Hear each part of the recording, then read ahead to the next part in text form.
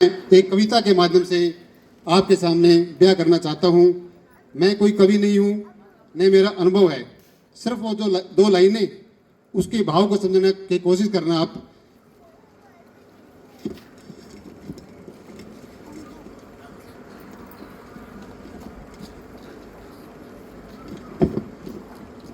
एक सबसे पहले मैं एक अखंड सत्य बोलता हूं। एक बेटी बोलती है, अगर माँ बाप को रखने का हक बेटी को होता तो इस संसार में कोई वृद्धाश्रम नहीं होता। बेटा बोलता है, अगर बेटी अपने सास ससुर को ही माँ बाप मान ले तो इस संसार में कोई वृद्धाश्रम नहीं होता। मैं अगली एक कविता की लाइनें पढ़ने जा रहा हूं।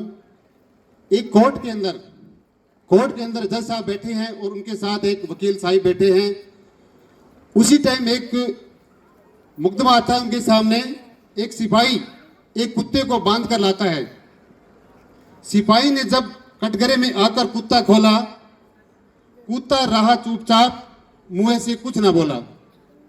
नुकीले दांतों में कुछ खून सा नजर आ रहा था।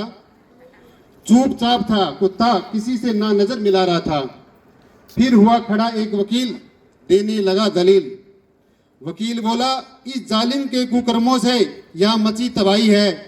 इसके कामों को देख इंसानियत घबराई है। ये करूर है, निर्दयी है, इसने तबाही मचाई है। 2 दिन पहले जन्मी एक कन्या अपने दांतों से खाई है। अब ना देखो किसी की बात, आदेश करके उतारो इसे मौत के घाट। जज की आंखें हो गई लाल, तूने क्यों खाई कन्या, जल्दी बोल डाल।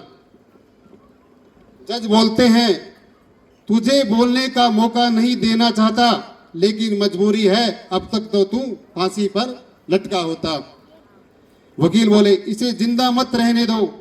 फिर कुत्ते ने मुंह खोला और धीरे से बोला, हाँ मैंने तो लड़की खाई है, अपनी कुत्ता नियत निभाई है।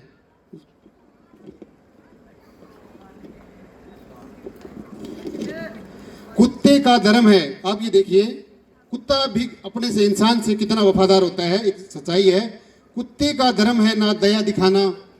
मांस चाहे किसी का हो, देखते ही खा जाना। पर मैं दया धर्म से दूर नहीं, खाई तो है पर मेरा कसूर नहीं।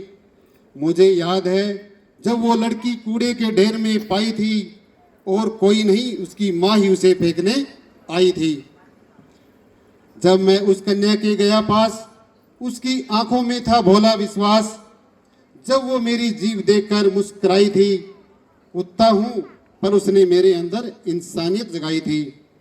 मैंने सूंघकर उसके कपड़ों को वो घर खोजा था जहां माँ उसकी भी और बाबू भी सोया था। मैंने भूं भूं करके उसकी माँ जगाई थी। पूछा, तू क्यों उस कन्या को फेंक कर आई थी, चल मेरे साथ उसे लेकर आ, भूखी है उसे अपना दूध पिला।